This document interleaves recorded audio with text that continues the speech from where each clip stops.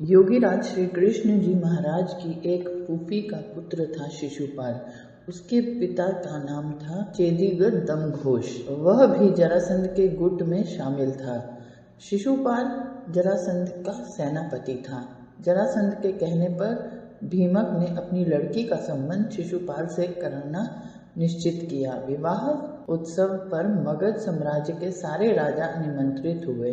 कृष्ण यह कहाँ सहन कर सकते थे कि इनसे प्यार करने वाली इनकी चहेती रुक्मणी का लगन इनके रहते हुए किसी अन्य से हो जाए। विवाह दिवस के एक दिन पूर्व ये भी उचित समारोह के साथ वहां जा पहुंचे और अवसर पाकर रुक्मिणी को निकाल लाए। विवाह पर आए राजाओं ने रास्ता रोका, परंतु कृष्ण को तो सबको परास्त कर चलते बने। पीछे बलराम आदि ने सेनाओं सहित शत्रुओं का सामना किया। रुक्मिणी का भाई रुक्मी, जो उस समय के अद्वितीय वीरों में से था, इस कुला अपमान को सहन न सका। वह पहले से ही कृष्ण से अपनी बहन का पाणी ग्रहण होने का विरोधी था। उसने अपनी चतुरंगी सेना साथ लेकर कृष्ण का पीछा किया। कृष्ण जानते थे कि वह वीर है, इन्होंने उसे पास आने दिया।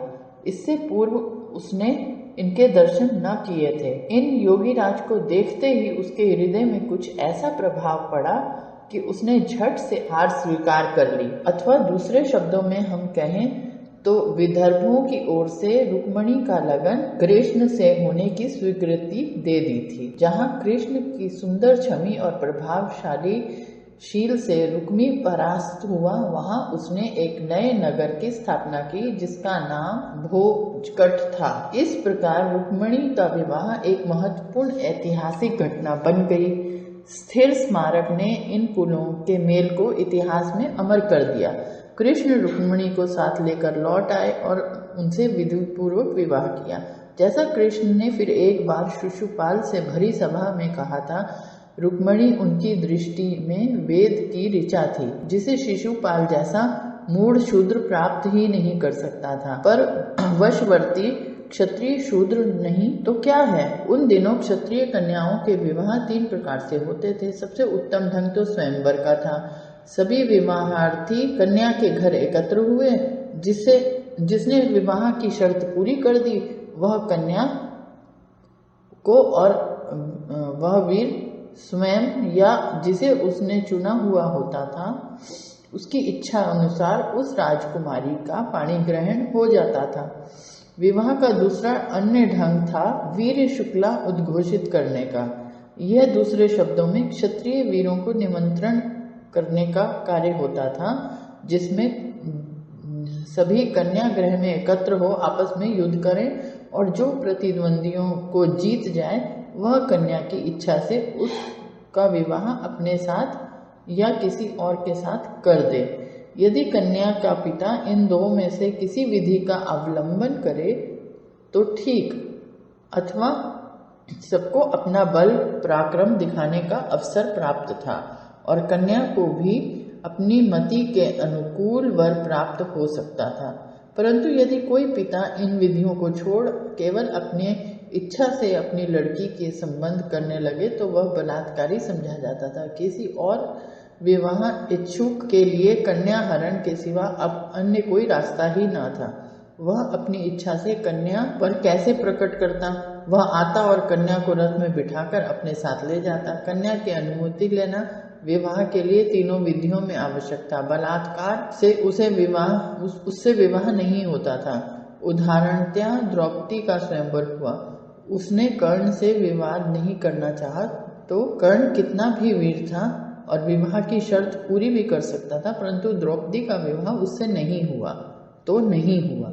यहाँ तक कि कर्ण उस समय विवाहार्थियों की श्रेणी से ही पृथक हो गया था। भीष्म अम्बा, अंबिका और अम्बालिका को जो वीर शुक्ला घोषित हुई थी, अपने बाहुबल से जीत लाए थे। इसमें से अंबिका और अम्बालिका ने भीष्म के भाई विचित्रवीर्य से विवाह करना स्वीकार कर लिया था, परंतु अम्बा ने इनकार कर दिया था।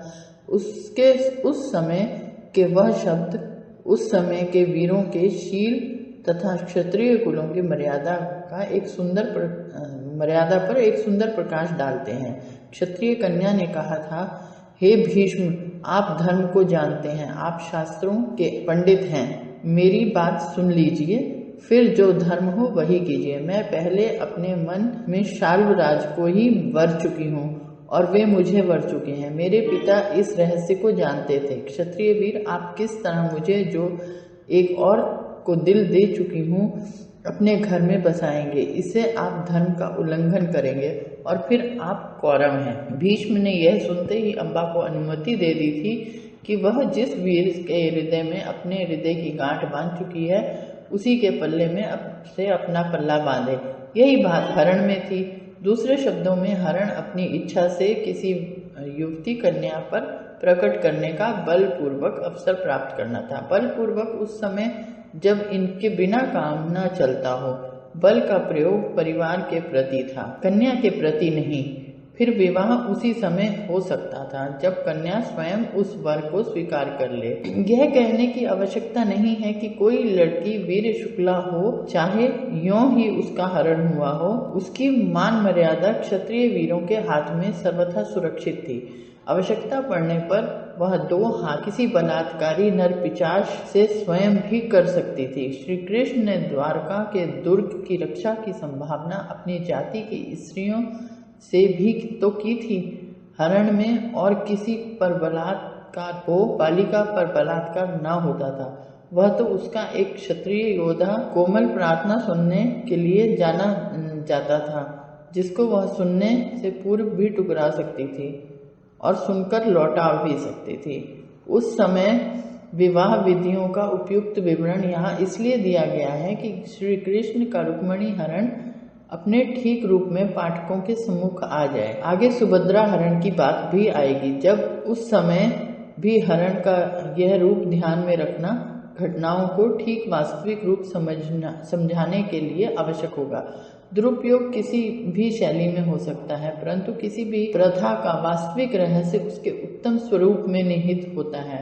श्री कृष्ण और अर्जुन उस समय के महापुरुष थे। उन्होंने अपने समय की शैली का अनुसरण उत्तम ढंग से किया। हम ऊपर यह भी कह चुके हैं कि कृष्ण और रुक्मिणी का विवाह संयोग हार्दिक प्रेम का संबंध था। उत्तम संतान की उत्पत्ति के लिए दोनों ने 12 वर्ष ब्रह्मचर्य पूर्वक तप किया।